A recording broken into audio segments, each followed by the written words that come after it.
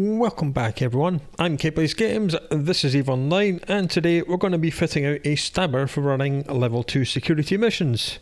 This is the stabber, very sleek, very cool, very rusty and dusty, well it is a Minmatar ship after all. And the ship traits are, per level of Minmatar cruiser, you will get 7.5% bonus to medium projectile turret rate of fire, so that's damage, and a 10% bonus to medium projectile turret fall off, that's range, so damage and range. Interesting. If you have the fitting screen, it has 6 high power slots, 4 of which can be turrets, and 2 of which can be missiles.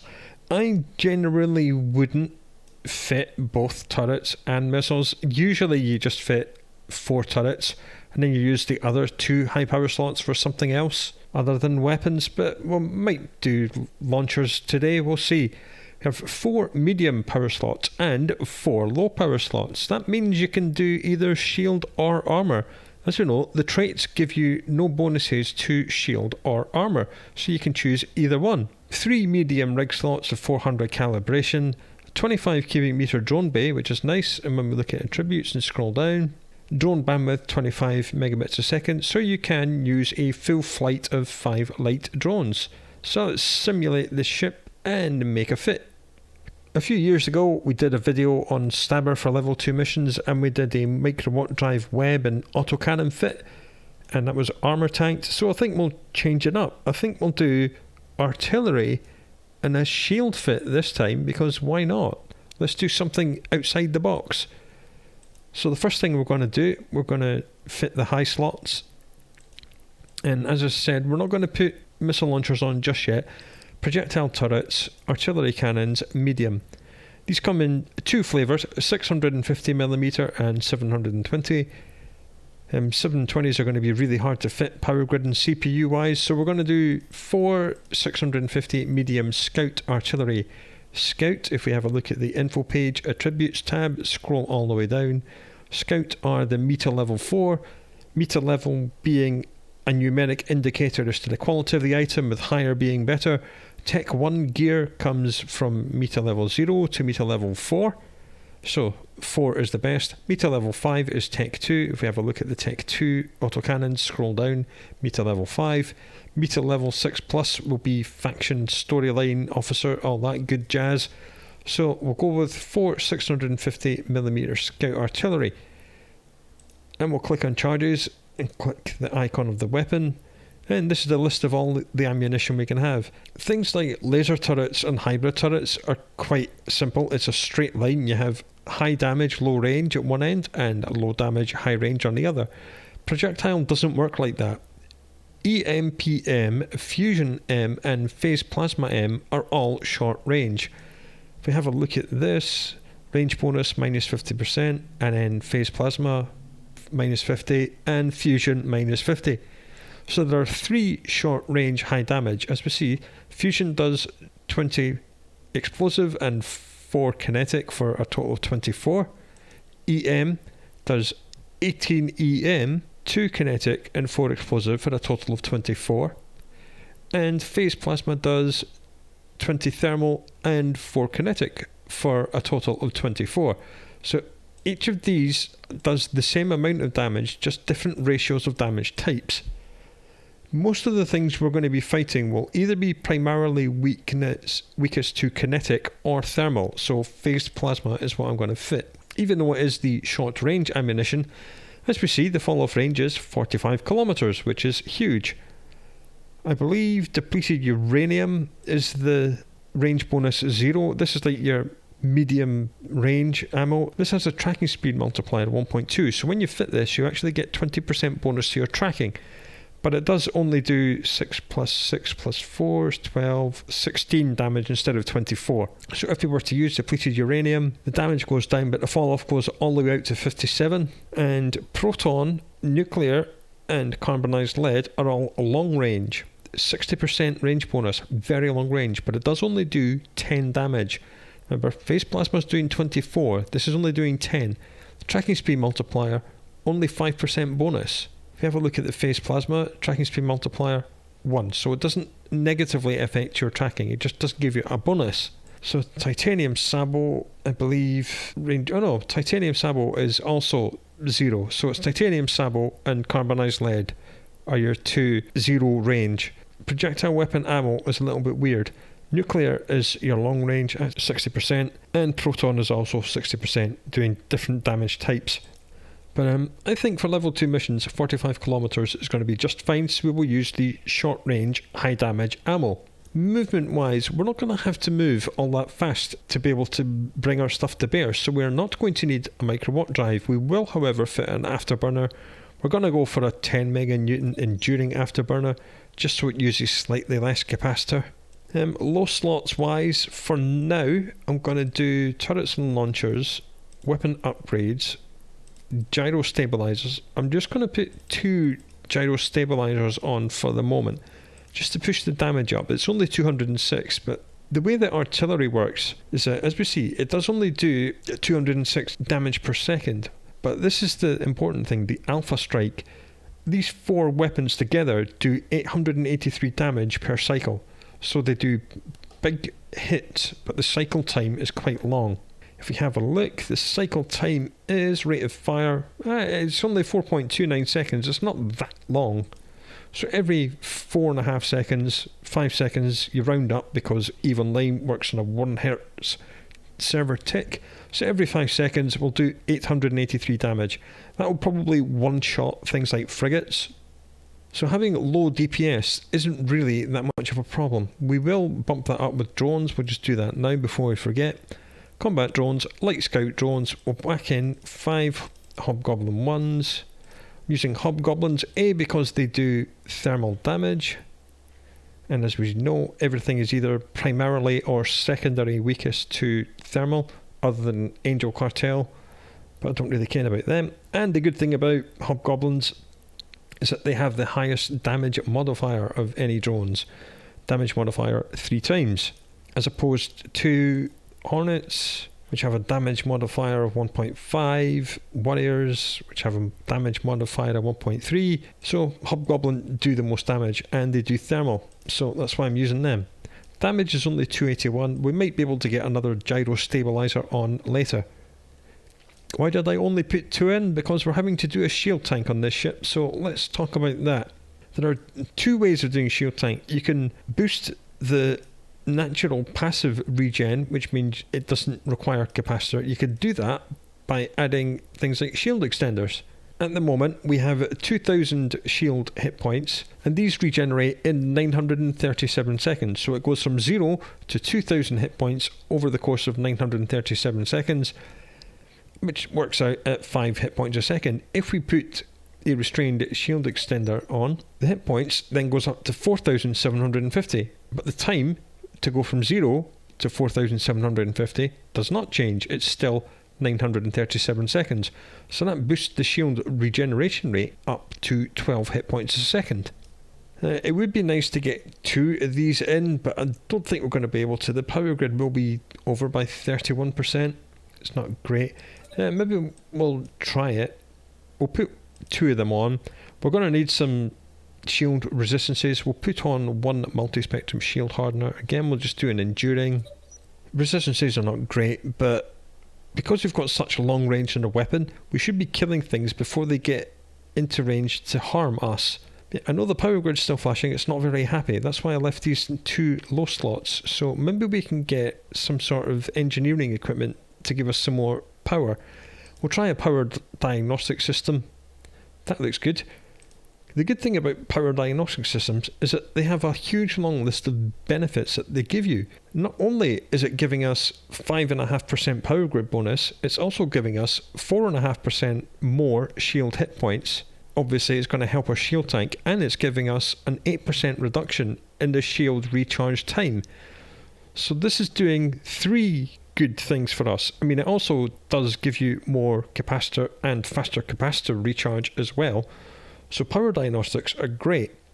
So for us, that's really rather nice. It's fixed the power grids issue, and it's bumped our defences up to 22 hit points a second regeneration rate. That's quite nice. So I think then we can get a third counterbalanced compact Gyrostabilizer on the ship. So let's do that. There we go. The damage is 302 now. That's pretty good. Should be fast enough to keep things at range, because Stabber are really fast anyway. Even with just an afterburner, we're going at 880 meters a second. That should be good enough to keep things at our fall off range of about 40 to 45 kilometers. However, the turret tracking on artillery is not great. It's only 10.44. I would quite like to improve that. We've only got rig slots left to play with, but I was going to use some of the rigs for boosting the shield regen, so we'll have a look what we can do. So we'll go to projectile weapon rigs. We'll do a meter status adjuster 1. Well, I would have done, but that isn't killing the power grid, which is unfortunate. Meter status adjuster increases the tracking speed by 15%, but it does increase the power grid need for projectile weapons. Usually it's 10%, but because I have max skills, if I fit it in show info, it's only 5%. Each skill level reduces the drawback by 10%. I've got skill level 5, so that's reducing the drawback by 10 times 5, which is 50%, which is why it's only requiring 5% more power instead of 10. But that's still more power than we have available, so let's not do that. So we really do need to get the turret tracking up, so I think we're going to get rid of this third Gyrostabilizer and instead replace it with a tracking enhancer, which will increase the tracking speed by 8%, and it'll also increase the optimal range and fall off as well. So the fall off is now 51, optimal range 13, tracking's gone up a little bit but not by very much.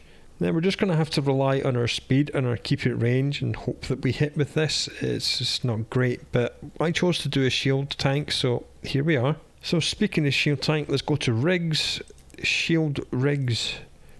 Resistances are kind of we could do an EM shield reinforcer and a thermal shield reinforcer just to make them a little bit more respectable, which will reduce the amount of damage we take from EM and thermal sources and take the pressure off our regen. Now, to increase the shield regen, we can do two things. We can do a field extender, which will give us an extra 15% shield capacity, or we can do a purger, which reduces the shield recharge time. So you just mouse over them, see the difference.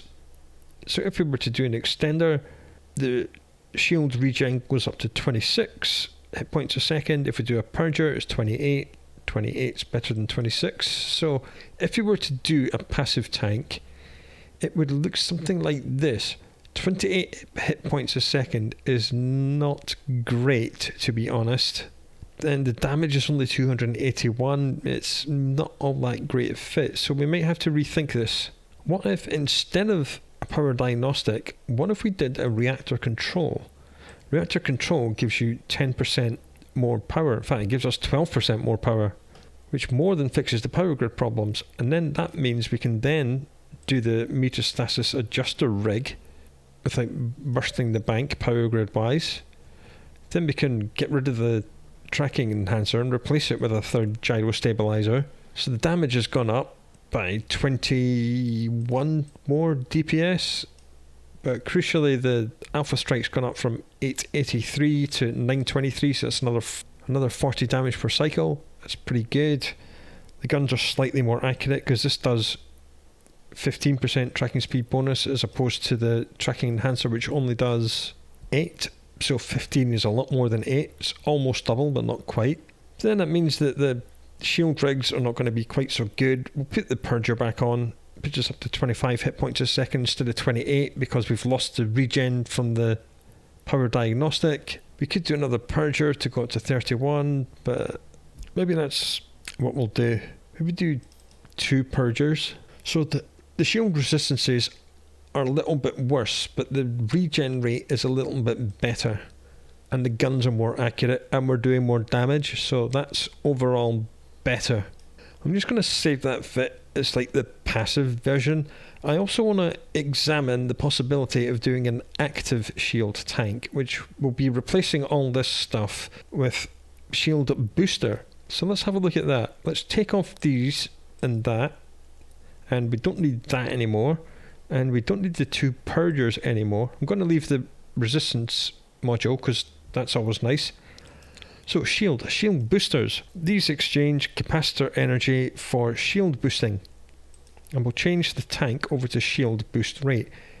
If you remember, the passive tank was at 31 hit points a second, so we want to at least equal that. I mean, there we are. There's like an enduring shield booster, and it's instantly 30 hit points a second.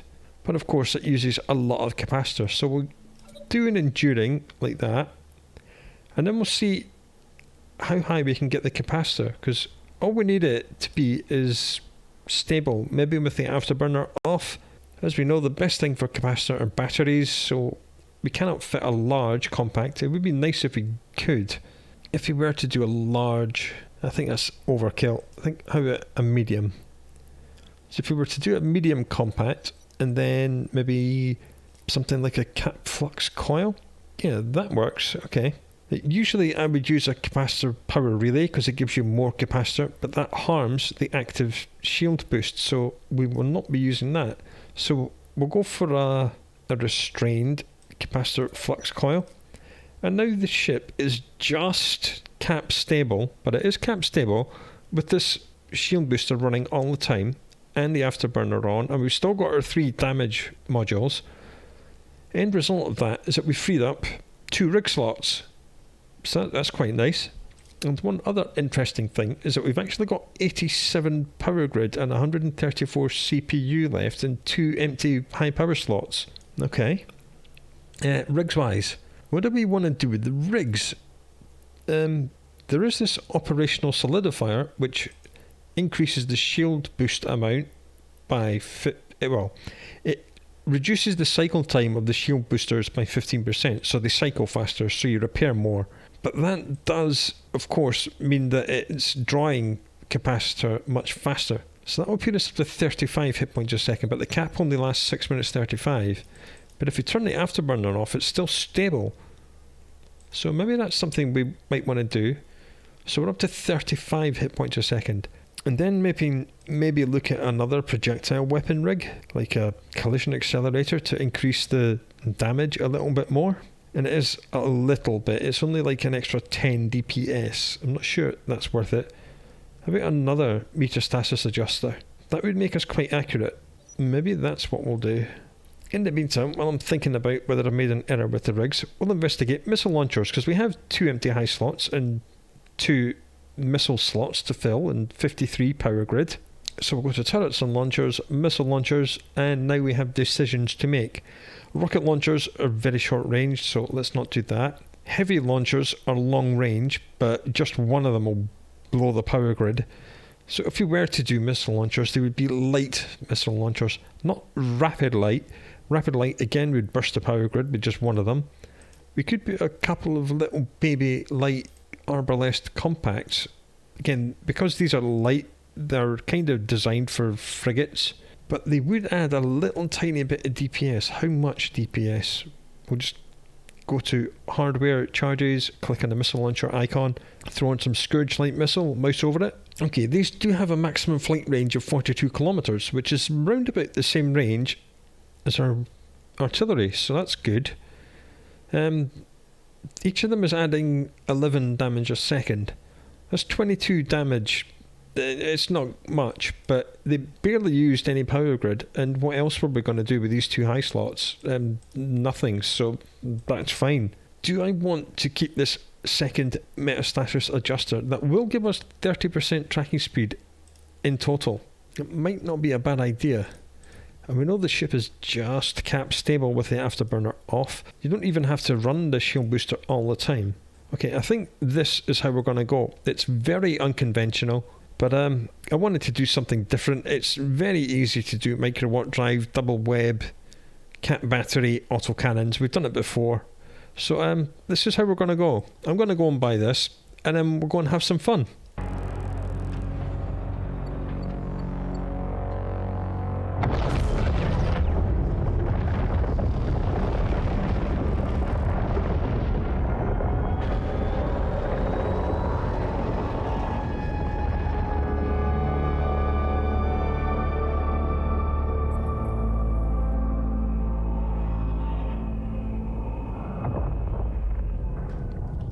And here we are, one rusty, trusty, nice little stabber with a rather unconventional fit. All the guns are at the back. There's our two little rocket pods as well. Right, let's get some missions, I guess. And the first mission being given is cargo delivery. This one can be quite nasty, so this is going to be fun. We have to fly to a warehouse, pick up one crate of silica glass, which has a rather large volume of 50 cubic meters, and then bring it back. You can blitz this mission. You can go straight to the warehouse, pick it up, and then leave. But we're going to hang around and kill everything. When you pick up the crates of glass from the warehouse, it spawns a great big ball of bad guys right up in your business, which is not great because we're a long range fit, so we're going to have to try and find some way of pulling range before we open fire. We're being paid 77,000 ISK and 200 loyalty points for doing this mission, and if we do it within 1 hour and 34 minutes, we get another 110,000 ISK. 1 hour 34 tells you that the game thinks it's quite easy, and in this case I think it might, because this little badge here that I'm going to click on tells us we're fighting the Angel Cartel. They are weakest to explosive damage. On the way here I did buy EMP-M and Diffusion-M and Phase Plasma. So for fighting Angel Cartel, we will be using Fusion-M ammunition because it does 20 explosive and 4 kinetic. So that is the best thing to use against these guys. That's the benefit of using projectile weapons. You can pretty much choose any damage type. So let's click accept and go and kill some bad guys. Here we are in the mission system. Before we go to the mission, let's decloak and choose a skin, because literally any skin is better than the default Minmatar look. As usual, you don't want to do this through the skins browser in the fitting screen because it's awful. I mean, if you try and zoom in on the ship, it just disappears outside of the viewing window. I don't know why. It's always been like this. So you have to look at this tiny little model. All this wasted space in the middle of the screen. It looks like shit, so we're not going to use it. Instead, right click the ship, go to show info, then click skins. Now you get the modern one. And of course, when you resize this window, the model gets larger as well, which is nice. And as usual, I have 6,000 skins. Don't know where I get them from. It's probably from login rewards and events. That doesn't look very good. That's a little bit too dark. Speaking of dark, that's very dark. Halcyon Dawn, again, dark. Glacial Drift just looks appalling. Biosecurity doesn't look great. And Aurora, okay, let's go for Aurora. Why not? It's still quite dark, but it at least has these nice, cool looking sweepy wing gas things. So yeah, that'll do. Right, let's go to the mission. Warp drive active. I'm not going to turn on the shield booster quite yet. I am going to turn on the shield hardener just so we take less damage on our shields per hit. So that means we can wait longer to turn on the shield booster.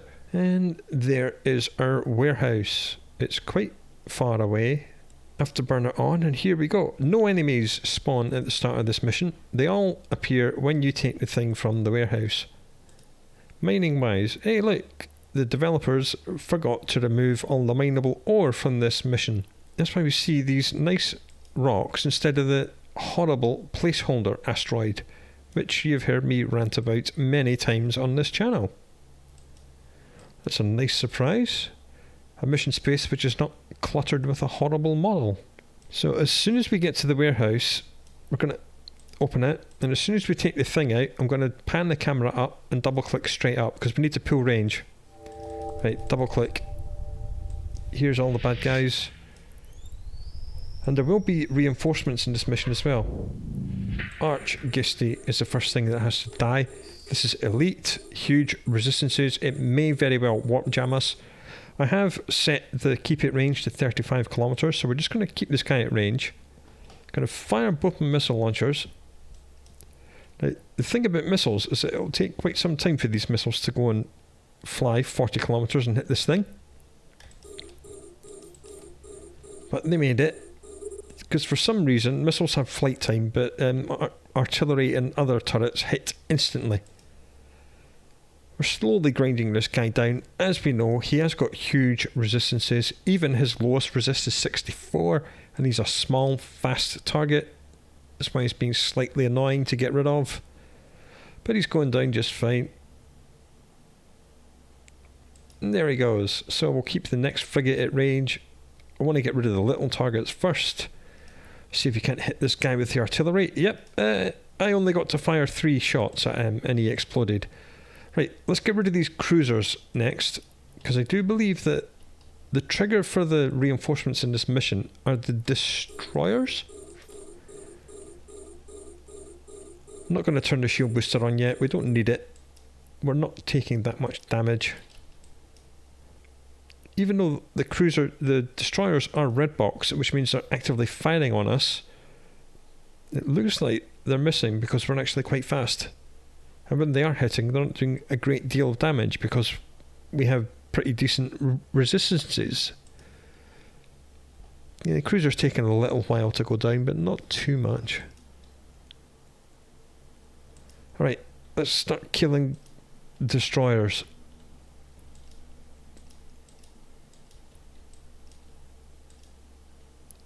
I'm just going to split my weapons. See how much damage the missiles can do whilst the artillery smash the other one. Missiles aren't great, but it is at least 20 DPS. Okay, now we've actually got the reinforcement wave. We seem to have gone quite far out of range, so we'll just reapproach him. We should be able to hit this guy. We'll just give him some of that. There is a named NPC here. Again, he is elite. He has got big resistances. I don't think he drops anything special. Hey, our missile launchers killed that guy all under little onsoms. Well done. I'm going to spit the drones out. They can go and play with the elite guy. And the missiles. And I'll get rid of this other destroyer with my artillery. Getting a little bit of micromanagement, splitting my fire. I just want to get things that do the most damage off the field, because I don't really want to turn my shield booster on. God, that was the artillery that hit that frigate, so I think having 2 tracking rigs was a good idea, because we seem to be hitting these frigates just fine, as long as we're lined up, of course. We're not quite lined up on these guys yet, that's why we're kind of missing. There we go, that's better. Now we are lined up, we're smashing them. The drones seem to be taking some shield damage. I think the elite guy is shooting at the drones. We'll just bring that 1 drone back, leave the other 4 out there. And we'll just finish him off with our artillery. If we can, keep him at range. Boom, dead. Right, bring all the drones home. Well, that was easy. I didn't even turn on my shield booster. Combination with speed, good target selection and decent damage did the job. Alright, let's get out of here. Warp drive active. Right, let's complete that nice easy mission and get the next one. And the next one is the drone infestation. As you can imagine, this is against rogue drones. And again, that means we'll be changing the ammo type we're going to use. We're going to use EM because drones are weakest to EM. Again, projectile weapons let you do this. We are being paid 113,000 ISK and 241 loyalty points, with a bonus of 101,000 ISK extra if we complete the mission within 1 hour and 54 minutes. Let's accept and get out there. Before we warp to this mission, I'm just going to show you the difference between our 2 fits. Let's just simulate it. And the thing we want to pay attention to is the signature radius. This is how large our ship appears to be to other ships, like things that are shooting at us. So the smaller your signature radius is, the less damage you take. Now we have 105 SIG-RAD that has been ballooned by this shield rig.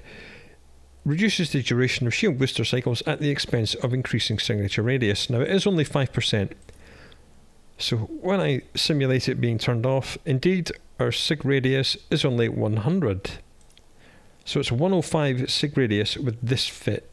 And this is the previous fit we made with the passive shields. And as we see, the signature radius is 142 meters, which is significantly larger than 105. That's because shield extenders balloon your signature radius by 15 meters each, and we have 2 of those.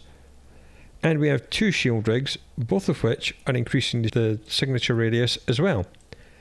So not only does the passive shield do less hit points a second repair-wise, remember we do 35, this only does 31, even though it has a lot more shield hit points, so arguably the extra shield point buffer is nice. It does mean it takes more damage, so that buffer will be chewed through faster because it's 142 meters. That's another reason why I kind of wanted to go for an active shield, because we're doing 35 hit points a second, even though it burns capacitor to do so, but we do only have 105 meter SIGRAD, so that's another reason why you need to debate with yourself whether or not passive or active shield tanking is the best thing for you. Warp drive active. I'm going to have to reload to EMP. I could have and should have bought some Mjolnir missiles as well, but I was being lazy, I couldn't be bothered. At the minute I've got Scourge missiles which only do kinetic, and Mjolnirs only do EM, so maybe I should have bought some Mjolnirs, but I don't really care. It's only 20 DPS I get from my missile launchers anyway. And we have an acceleration gate, so we're going to be deposited in this mission at a predetermined point. I'm going to turn on the shield hardener. Warp drive active. And take the gate. Shield hardener goes on just to reduce the amount of damage our shields take each time we get hit. If the shields go down to about 2/3, then I'll turn on the shield booster. Okay, we have quite a lot of things. They're quite far away, but that's fine. We have artillery. This lot seemed to be the closest one. I'm just going to hold control, drag a box in space, then approach them, turn the afterburner on. Keep this guy at range, 35. What's the maximum range of my missiles? 42, I believe. Right, I'm going to let the missiles take care of this Apis, because as you see, Apis has a tiny little cross icon, which means it's basically not a ship at all. And indeed, the missiles instantly killed it. Just keep the next guy at range, let the artillery kill him, that was easy. Do the same with this guy. I'm not going to let the missiles kill that. There we go, they're all dead. Let's go for this lot now.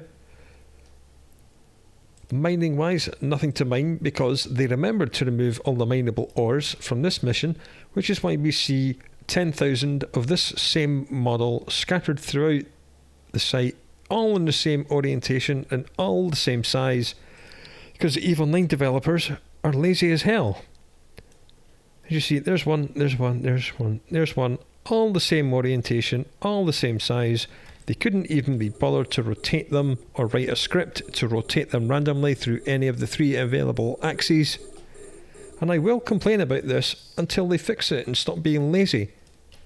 If you're charging people $20 a month for your product, you cannot have it look this bad. I don't care how lazy you are. Again, the missiles would be doing more damage if they were firing EM missiles, but like I said, I'm fairly lazy myself. Let's just smash these missile and turret. Oh no, it's just 2 missile batteries, that's okay. We'll just smash these with the artillery because they're pretty much bang on the range that we want. And that's alerted all the guys at the back. Okay, we'll just approach one of the turrets.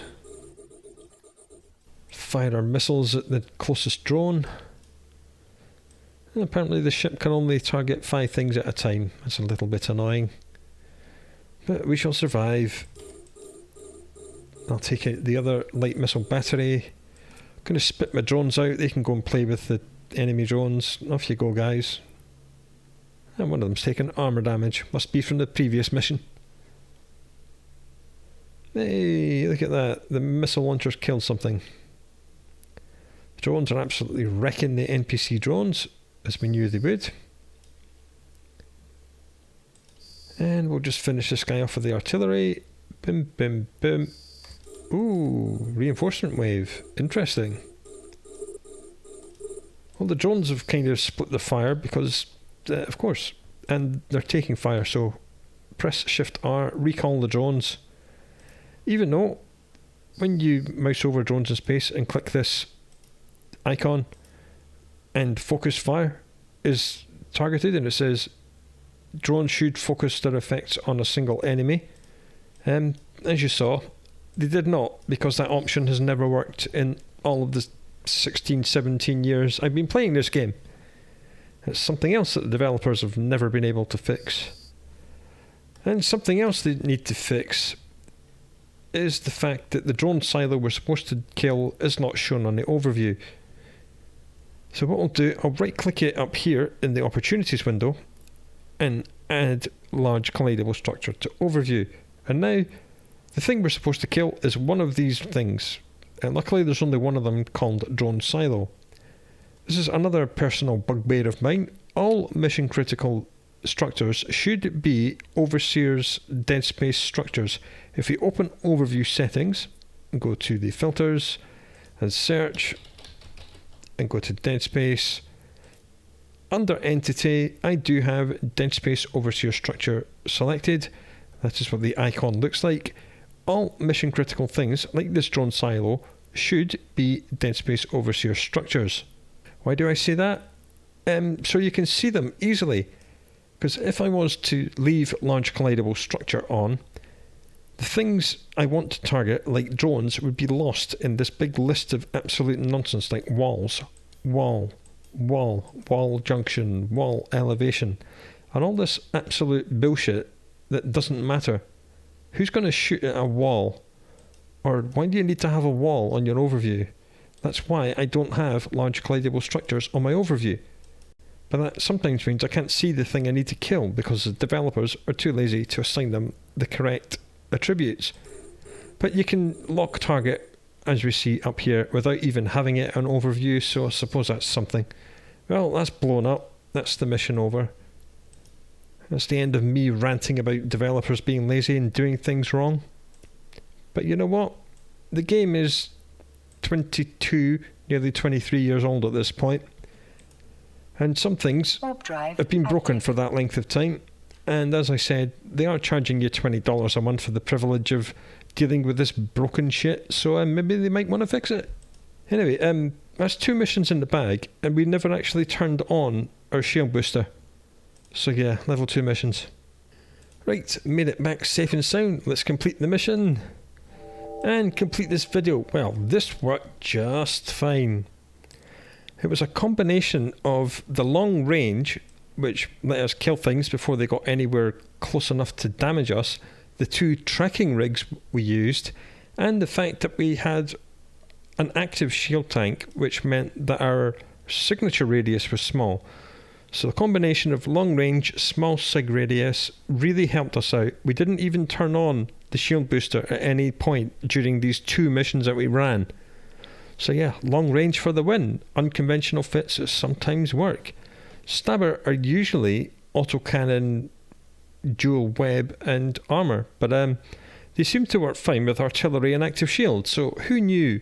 Maybe it's just because level 2 missions need a serious update. As I've said before, I think all missions should be bumped up by 1. Just get rid of level 1 missions. Make level 2 missions level 1. Make level 3 level 2. Maybe bump level 4 down to level 3 and make something new in level 4. I don't know. Missions do need an update. Player ships have had 23 years of constant updates and power creep, and missions have never been updated. So there we are. Come back next time and see what we get up to then. And until then, do look after yourself, and I'll speak to you again very soon.